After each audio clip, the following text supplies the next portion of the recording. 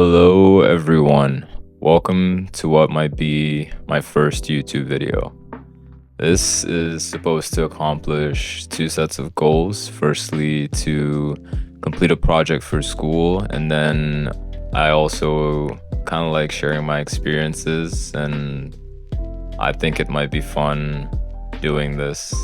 Anyways, I digress. I'm going to be talking about my experience working as a line cook in Muskoka, which is a part of Ontario. I'm going to be talking about my experience working in some of the properties around that area. And I feel like I'm qualified enough to do this because this is my second year working there. So I'm able to give a good judgment based on my experiences. I'm gonna talk about how I got the job that I got here and why I decided to come back for my second year, and just my general experience as well. I feel like at the end of this video, you'd be able to pick a job or know what to look for when picking a job for like an internship or just hospitality work in general. I hope you enjoy this.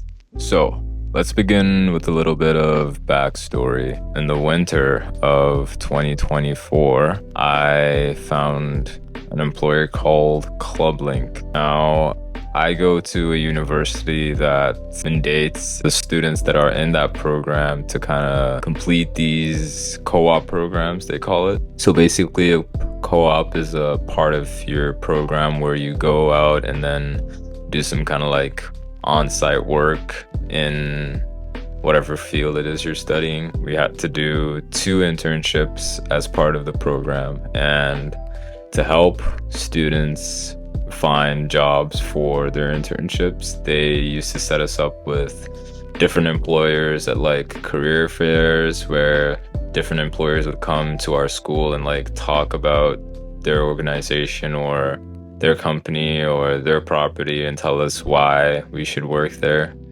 and try and sell their property to us, I guess. So this was where I found ClubLink. They came to my school around the winter period, and then they decided to stay over for some interviews, which I did. And then next thing I knew, I was on a plane going to Ontario for my first internship. I would go on to work there for about 6 months, from May till October of 2024. And it was a pretty solid experience, to be honest. It taught me a lot, and it made me a more resilient and a better cook in general, which is great because I really want to be the best. That's what drives me. And so after my first year, I came back to school, and then I did a couple more semesters, and after some deep reflections, I decided to go back for my second year due to a couple of reasons. Firstly, because of my relationship with the chef at one of the properties, the Lake Joe Golf Club, as you can see from the hat. He was pretty good with like mentoring me and all that, so I went back mostly because he was still there. And then I got this like mini promotion as well to a lead cook position, so that meant like more responsibilities in the kitchen, and that was something I saw as fun, so I went back in for it. So this season I worked at the Water's Edge restaurant. That was where my main job was. Initially I started off at Sherwood Inn, which is another property owned by ClubLink, but I was only there for like a month, and then I moved over to the Water's Edge at the middle of May, and that's where I'm still working right now. My role in the kitchen was pretty similar to what I had last year, but I would say I had a little bit more responsibility than last.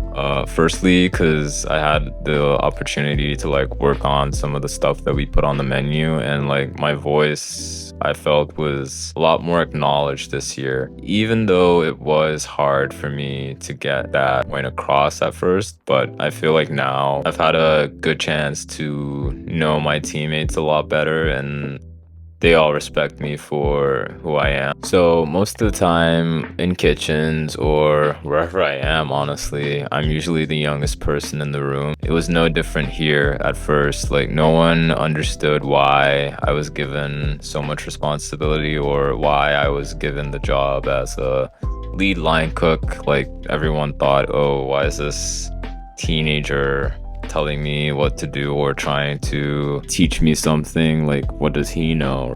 And I'm a kind of person who's really hardworking, and once people understood that I actually had expertise and I wasn't just like all talk and no show, people kind of came around to seeing that, oh, this guy actually knows what he's talking about. And at this point, I could say that most of the team or all of the team respects me to some extent.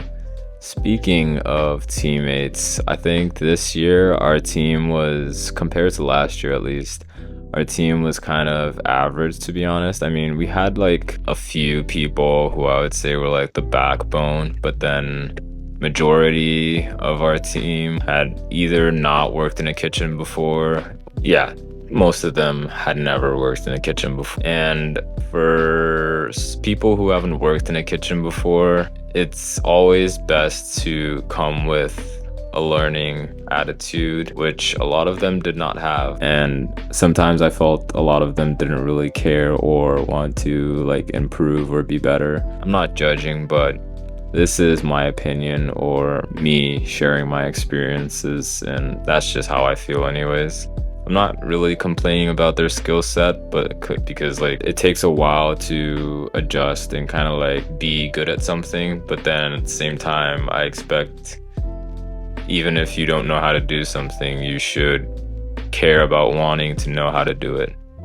And sometimes I didn't see that in people, which at first used to annoy me. But I realized that me getting annoyed wasn't going to change anything. So it was best if I just worked around the situation and like knew the strengths of each person rather than just complain and get annoyed all the time.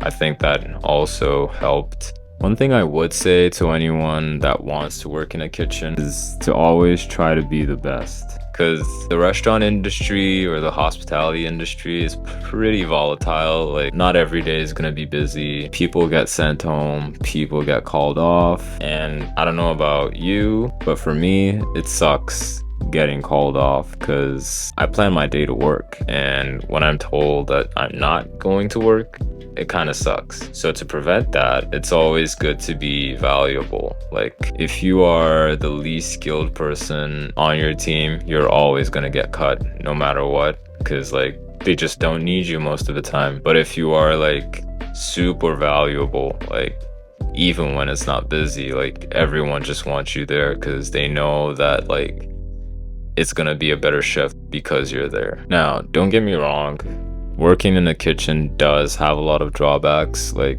it is a hot and humid environment. It is a really stressful and gritty job. It is a job where you will be scrubbing things that do not want to come off, where you will have to do things when you really would rather smoke a cigarette, but you still have to get the job done. It's not for the weak. It takes a lot of emotional labor to work in this industry. But for me, I feel like those things, they build your character, right? They make you a more resilient person. And when I see the results of my hard work, and when I see how people look when they eat something that my team has made, that in and of itself is enough to like justify all the hard work, all the hard hours, all the 7-day work weeks without a day off. That's what makes it worth its while for me, in my opinion. Now, I do want to talk about what you should look for when you get a job.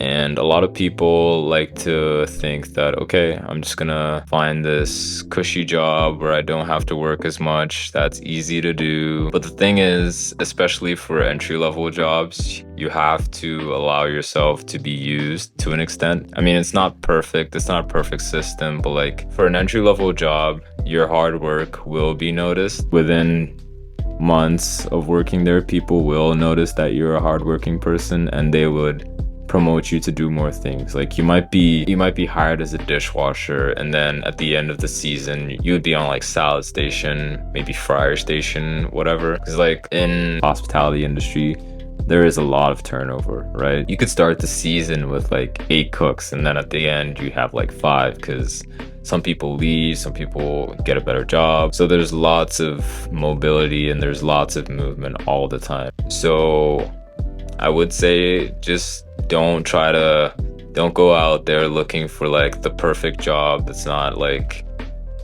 hard to do, that's pretty easy, where you can be off on weekends, which probably doesn't exist, to be honest.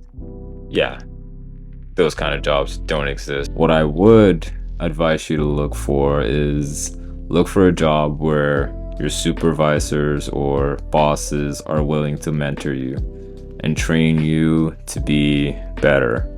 Like that would serve you way better than having some kind of like cushy job, which doesn't exist in my opinion. So look for a place where like your bosses or supervisors are willing to train you and make you better. And look for a place where like you don't have toxic coworkers. Cause like having people to talk to is always important. Like you don't want to be alone or not have anyone to talk to when you're working in this industry. Like you always need people to talk to, because to be honest, especially working as a cook, you will spend majority of your hours in a week with your coworkers. So if your coworkers are toxic, that means the majority of people you spend your time with are toxic. And I don't want to spend my time with a bunch of toxic people. I'd rather spend time with people that I respect, that respect me, and we have a good time. So I am recording this towards the end of the season. I think I have like, I don't even have a watch on. I think I have like 2 weeks left on my contract before I go back to school for my last semester and a half. I've got 2 weeks left. What have I learned? I've learned how to be a better leader. I've learned how to communicate better with people on my team and make them see my vision and execute my vision in whatever small way it is. And even if it's as small as like not using shitty lettuce for a Caesar salad. So that is it for my experience being a line cook in the summer of 2025 at the Lake Joseph Golf Club. Let me know if you learned something, and I hope this gets me a good grade at school. Maybe it will. I hope it does. And maybe if it gets me a good grade, I'll make another video like this. Who knows?